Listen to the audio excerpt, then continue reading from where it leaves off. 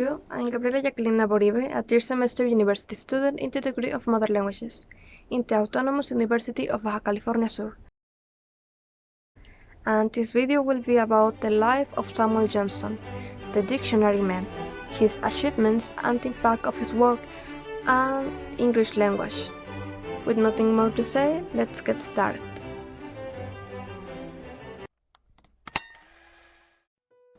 Johnson was an English writer, poet, essayist, biographer, lexicographer, and critic, and one of the most famous literary figures of the 18th century. In fact, he is the second most cited English language author after Shakespeare.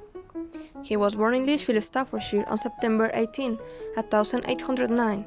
He was educated at Lichfield Primary School and spent a brief period at Oxford University, but was forced to leave for lack of money.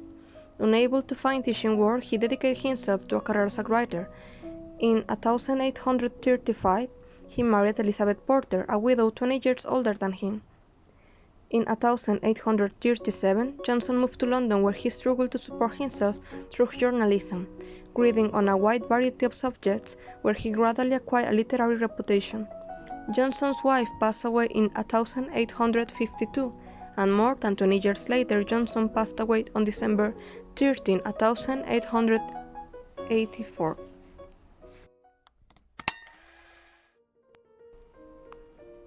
Regarding to his achievements in relation to literature, possibly his greatest achievement was the publication of his philosophical novel, The Story of Rasselas, Prince of Abyssinia, in 1859, receiving praise even abroad, where he was and continues to be compared with Voltaire's Candide, a novel with a similar theme and written almost at the time.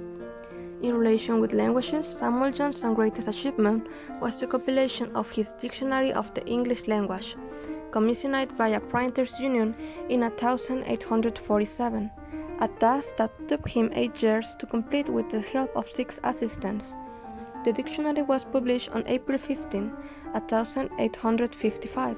Even though it was not the first of its kind, it was certainly the most important at the time because the language was during an important process of evolution and adaptation, because foreign concepts were being created and adapted to English.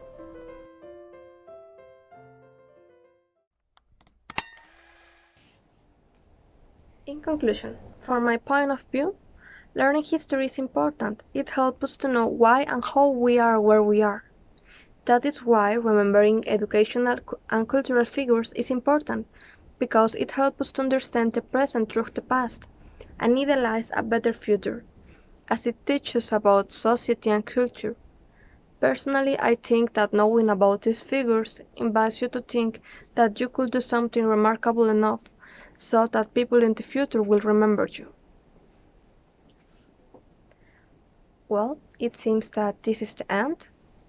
If you are interested in this educational figure, I invite you to investigate more about him. I really hope you have enjoyed this video. Have a nice day. Bye!